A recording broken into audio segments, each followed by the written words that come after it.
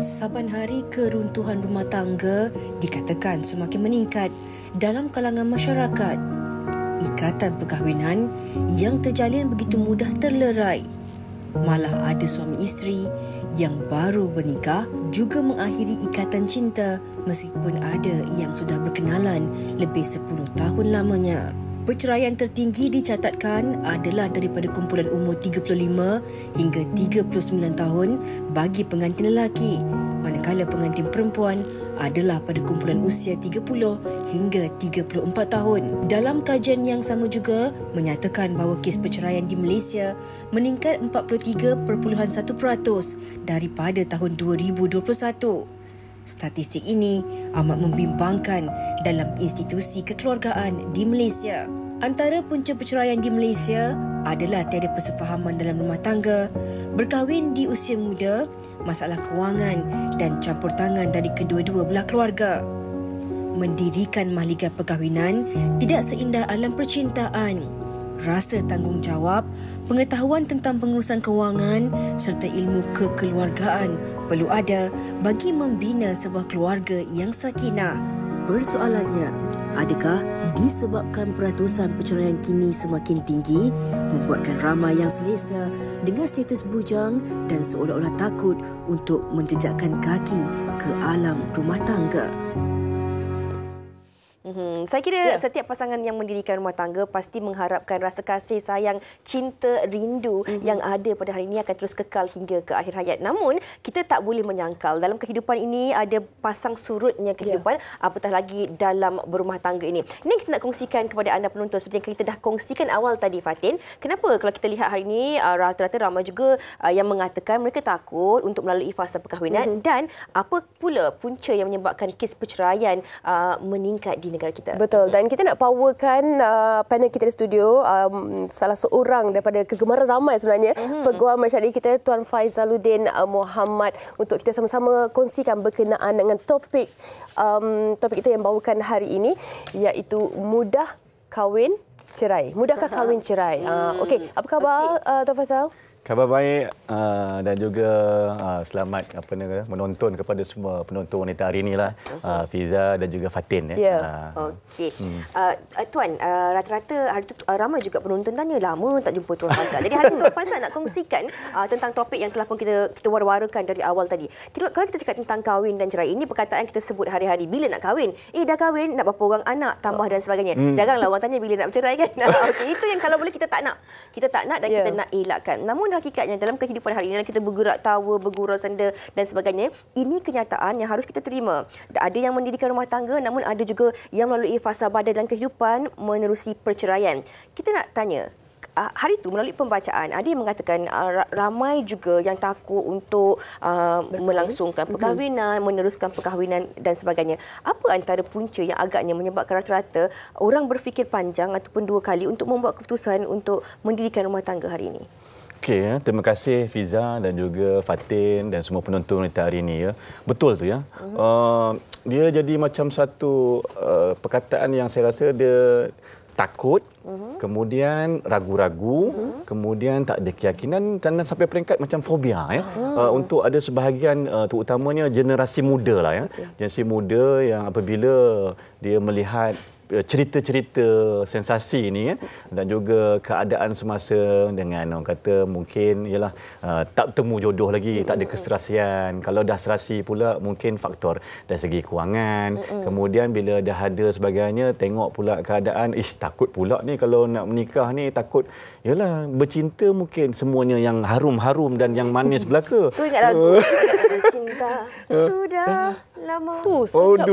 Sedap suara awak pun ya. Boleh masuk audition ni. Okey, baik. Jadi bila berkahwin tu, bila tengok kawan-kawan pula ramai juga yang ada masalah rumah tangga. Datang ke pejabat ramai juga yang berkongsi cerita masalah dengan suami, masalah isteri. Jadi ada di kalangan mereka ni yang belum berkahwin ni jadi ragu-ragu. Alamak, nak kahwin ke? Sini masalah, sana masalah. Tak ada yang menceritakan benda yang gembira, tak ada yang positif, manis. yang manis-manis. Hakikatnya ada, tetapi bila saya nak respon beyond apa yang soalan yang Fiza nyatakan tadi. Maknanya memang betul. Memang ada wujud satu persepsi, satu dilema, satu perasaan di kalangan generasi muda khasnya ya, yang rasa sebahagian mereka ni rasa takut ya. Tapi kena ingat ya kepada penonton, terutamanya yang sedang menonton wanita hari ini ya.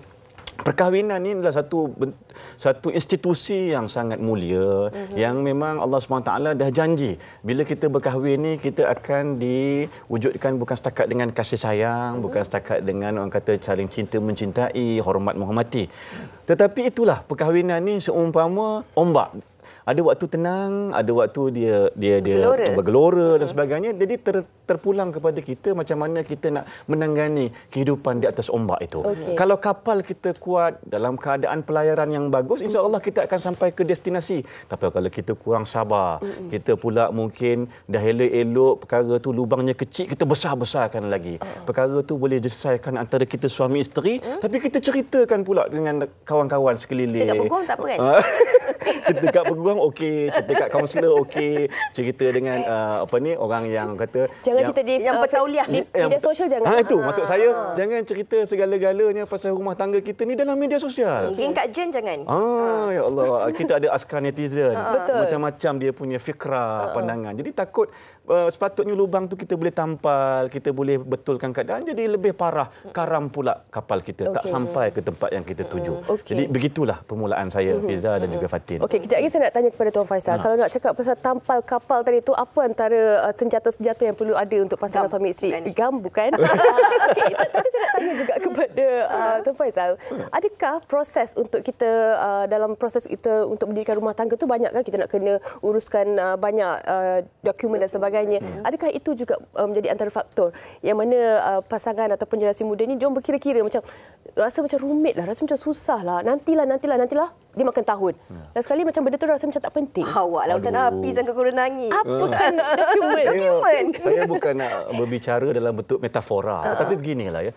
Sedangkan nak bina surau, nak bina masjid, kita kena ada arkitek, ada engineer, kena ada tengok kawasan tanah tu dan sebagainya. Begitu jugalah kalau kita nak menyunting isteri, anak seseorang ya. Kita tak boleh macam dulu ya, kita cukup syarat kita pengantin lelaki, ada duit, tahu sikit beragama, tu akad nikah. Memang betul sah. Tetapi tujuan, objektif kenapa pemerintah, kerajaan adakan contoh kursus nikah sebagai contoh, kursus nikah. Sebab dalam kursus tu kita diajar bukan setakat hukum hakam, tetapi diajar juga macam tadi, macam mana nak menampal. Kalau ada orang kata lubang kebocoran sana sikit. Sebab diajar macam mana nak sabar, diajar macam mana nak mengurus kewangan. Sekarang ni modul-modul sebegini sedang diterapkan dalam kursus perkahwinan.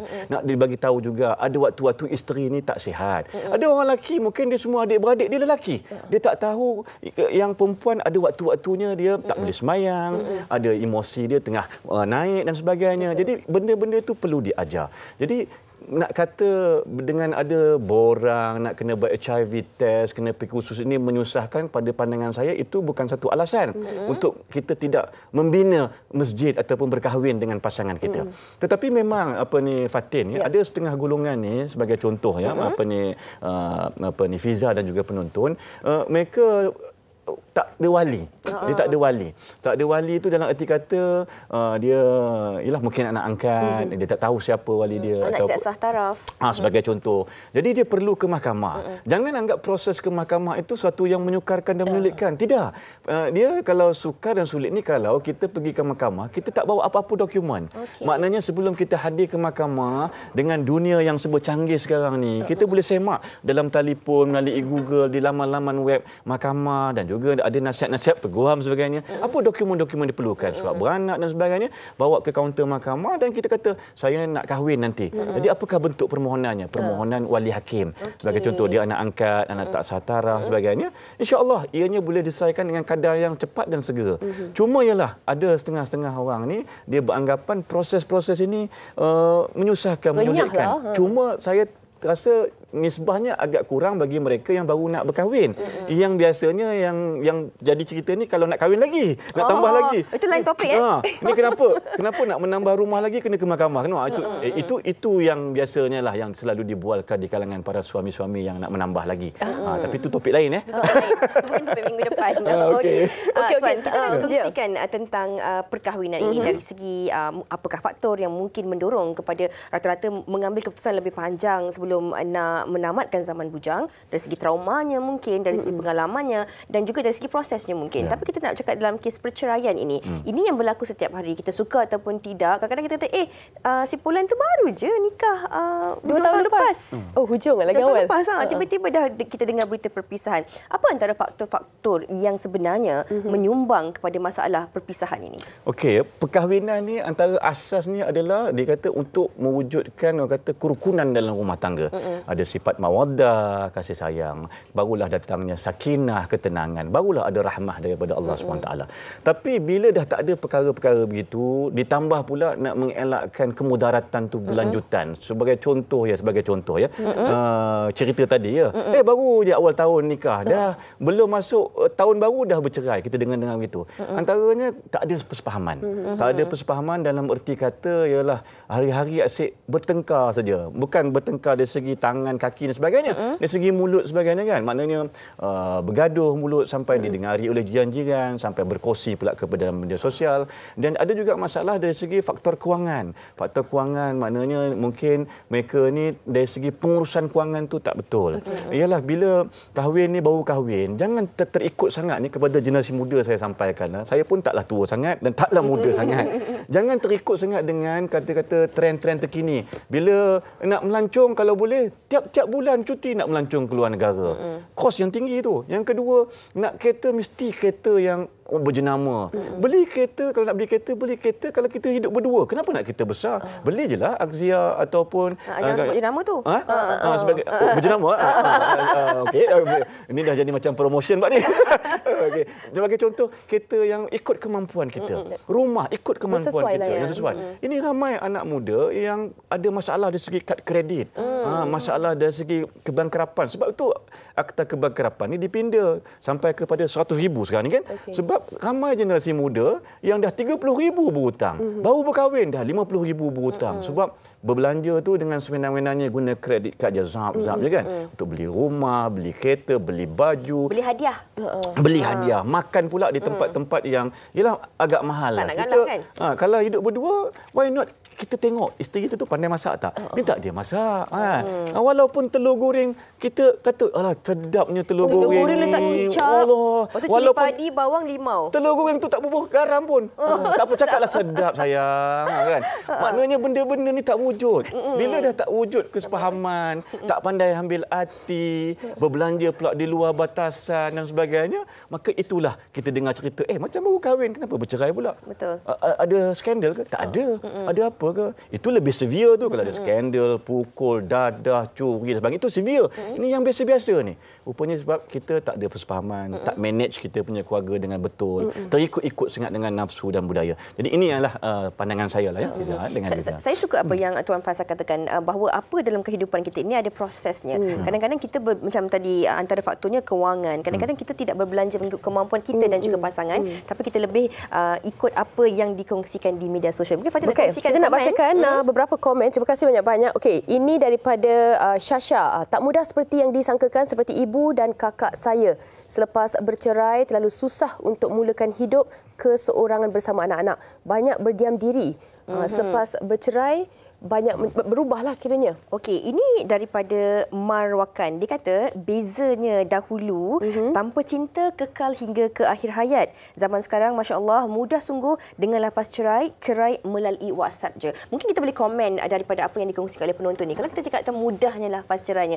Hari ni tuan, betul lah kalau kita belajar dulu ataupun kita tahu, kita tengok di drama kan. Kalau talak itu dilafazkan sama ada dengan bersaksi ataupun di mahkamah. Tapi hari ni kita dengar macam-macam. Talak tu dia boleh jatuh ataupun dilafazkan melalui WhatsApp saja ataupun dilafaz bersama dengan rakan-rakan dan sebagainya. Kalau kita lihat kepada proses-proses ini pula, adakah talak yang dilafazkan sebegini, memang kita boleh tahu dia sah jatuh ataupun bagaimana? Okey, begini perkara ni telah pun dimuktamadkan. Apa saja bentuk talak, cerai, perkataan cerai, aku ceraikan kau dan sebagainya, ditulis di dalam, contoh di dalam telefon, di dalam email, di dalam Facebook, di dalam Instagram dan di dalam sebagai contoh termasuk di TikTok sebagainya. Ianya perlu pengesahan di mahkamah. Sebab mahkamah nak tengok macam mana dia punya niat, itu yang paling penting pada pembuat tu. Jadi boleh jadi itu jatuh dan ada juga keadaan tak sabitlah itu. Jadi dalam perkara ni saya nak respon jugalah berkenaan dengan soalan yang pertama tadi. Betul Fatin apa yang dikongsikan oleh kita punya penonton tu. Ramai juga saya punya bekas-bekas klien bila nak bercerai dengan suami dia punya semangat. Dia ceritakan segala keburukan suami, kelemahan suami. Memang betul. Kan saya kata betul ke ni? Betul. Dah nekat dah buat solat istikharah hudah tuan. Okey, akhirnya melaluilah proses tu dan bercerai. Lebih bila dah bercerai tu, dia rasa rupanya hidup sendirian sebagai ibu tunggal ni suatu yang agak sukar, berat sebagainya. Tambah pula kalau jelah macam you all ni lawa sebagainya. Kalau jumpa pula dengan kawan-kawan yang ada suami, kenapa ni dia baik pula dengan laki aku ni? Dah timbul cemburu kan sebagai contoh. Yang kedua, dulu mungkin ada suami yang bersama-sama menanggung. Ini bagi suami yang tak ada masalah macam membela biawak hidup lah kan.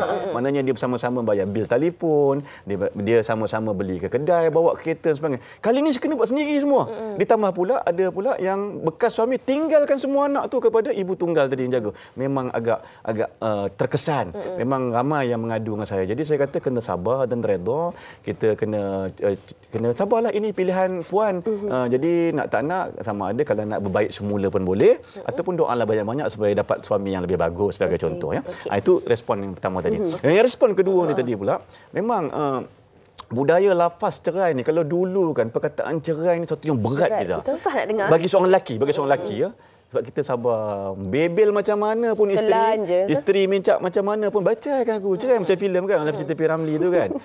Dah cerita apa saya lupa, Doremi ke apa kan. Bujang lapuk yang dia dengar sebelah tu kan. Nak bercerai beli gelang apa semua kan.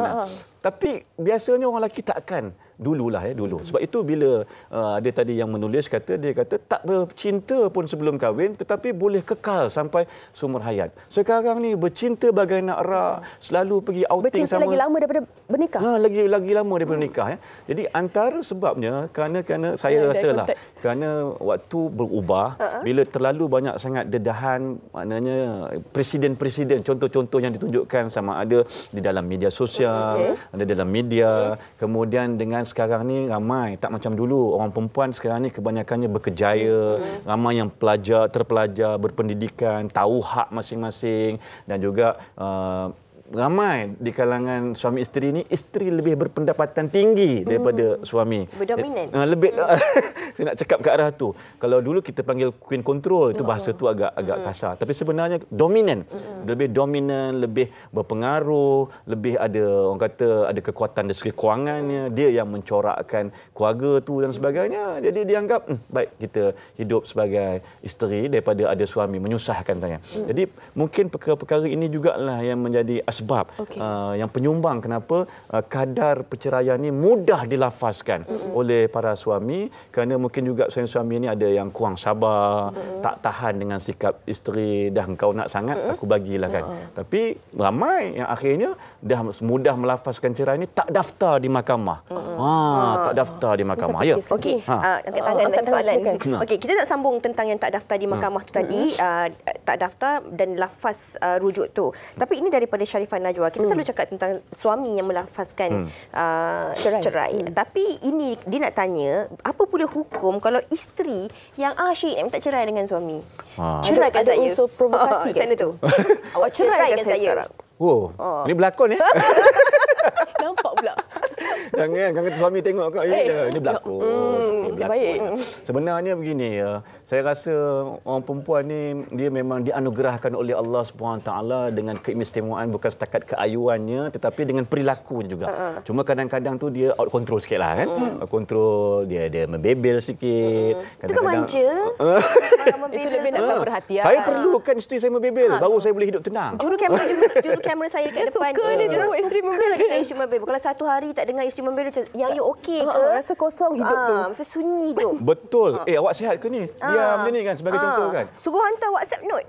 Cuba cakap yang bebel sikit, yang marah sikit abang, macam tu. Abang punya baju di mana? Nak tanya di mana aja. Dia boleh cakap baju abang tersangkut, tapi dia punya bebel 1 jam. Tapi kita sebagai suami perlu kan. Itu sebagai, kita anggap itu sebagai part and parcel of our life. Cuma kadang-kadang adalah sebagai isteri ni, ialah mungkin dia dah tak sabar sangat. Mungkin dia dah lebih sangat, dia kata dah hilang sabar dah sampai had minta cerai. Sebenarnya memang perkara ni berdosa. Kalau nak minta cerai tu, mintalah cerai dengan elok. Kalau dah tak boleh sangat, ke mahkamah. Kenapa nak menghadap kepada suami itu? Failkan permohonan perceraian di mahkamah. Lantiklah peguam yang bertauliah di negeri kita kalau kita berkemampuan. Kalau tak berkemampuan, kita hubungilah dengan pihak Jabatan Agama Islam sebagai contoh untuk dapatkan nasihat. Fail ke mahkamah. Itu cara yang terbaik. Bukannya dengan cara sampai setengah pihak tu mengaibkan suami, mengaibkan rumah tangga kita. Bercakap dengan kuat di depan pagar rumah, jiran-jiran tengok. Kadang-kadang tulis pula di dalam Facebook. Hantar, kalau private message tu tak apa, hantar seantero dunia, semua melihat, ceraikan saya. Nampak ni. Jadi perkara-perkara ni kita perlu banteras, kita perlu hilangkan. Jadi dalam perkara ini eloklah kalau perempuan yang menanya tadi, ya, perkara ni memang berdosa lah, ya. Berdosa. Dan kalau nak bercerai, tanya elok-elok ataupun cukuplah sekali, kemudian pergilah ke mahkamah. Itulah kaedah jangan yang terbaik. Jangan mendesak-desak, menekan-nekan. Ya, jangan menekan-nekan. Menekan kan. Balik rumah tanya, bang, boleh ceraikan saya? WhatsApp lagi, bang, awak dah ready ke nak ceraikan? Itu jangan macam tu. Takut nanti, rupanya suami ceraikan betul. Aku ceraikan kau sebagai contoh sampai talak 3 ke apa. Sudah, menangis tak berlagu. Rupanya kawan terai je. Walhal rupanya dia nak main-main. Rupanya merajuk. Dia suami pun tak faham. Dia nak back tu. Suami pula kata, lah, rupanya nak back. Nak back sebenarnya. Suami ingatkan, suami pula ingatkan, dia kata, lah dia ni kenapa? Rasanya dah bagi baju, semua dah bagi. Bukan nak baju, nak back. Nak back rupanya. Nak sebab back. Baju tiap-tiap tahun dah bagi. Dia salah. Birthday je bagi baju. Salah. Baju. Abang ni tak faham. Baju pula beli Shopee je. Okey, abang tak faham. Kita nak back, bang. Okey, tak back kasut. Okey, tuan, kita bergurau-gurau senda dan saya kira ini memang nampak macam kelakar, tapi kalau kita duduk di mahkamah, memang ini antara kes-kes yang berlaku dalam kes perceraian ini. Mi goreng, nasi goreng dan sebagainya. Ini kes yang biasa. Ingatkan isunya besar sangat. Rupanya kecil saja. Sebagai contoh. Contoh macam saya mengakulah. Saya kan kadang-kadang kita lelaki macam saya lah. Kadang-kadang saya ada tabiat yang tak berapa baik sikit. Saya balik rumah kadang-kadang saya buka baju pasal letak je terlonggok je.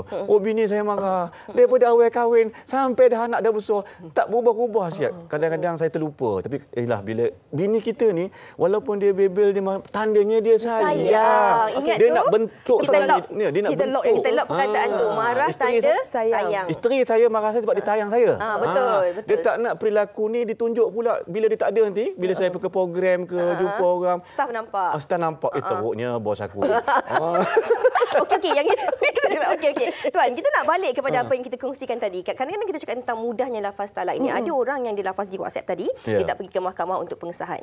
Kemudian ada orang yang dia bercakap dekat kawan-kawan dia, aku dah cerai dah ada ni. Berkali-kali dia cakap, tak, dia bukan lagi isu saya dah cerai banyak kali dah cerai. Saya memang dah ceraikan dia.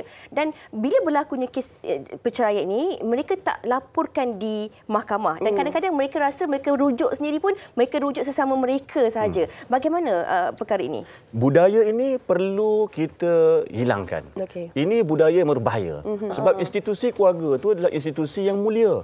Jadi nak tak nak, jangan main-main dengan perkataan. Ada 3 perkataan ni jangan main-main. Pertama, nikah, cerai dan juga rujuk ni jangan main-main. Itu adalah peringatan daripada baginda Rasulullah SAW. Sebab apa? Sebabnya contoh ya, cerai ni. Bila kita ni sebagai suami menceraikan isteri, berjenaka pun jatuh, main-main pun jatuh ya. Dengan sirah lagi jatuh. Jadi kita kena ambil iktibar. Bayangkan kalau kita ni dah lapaskan cerai ni berkali kepada isteri kita, sama ada di depan dia, sama ada dia ada di depan kita atau tidak, ataupun depan kawan-kawan.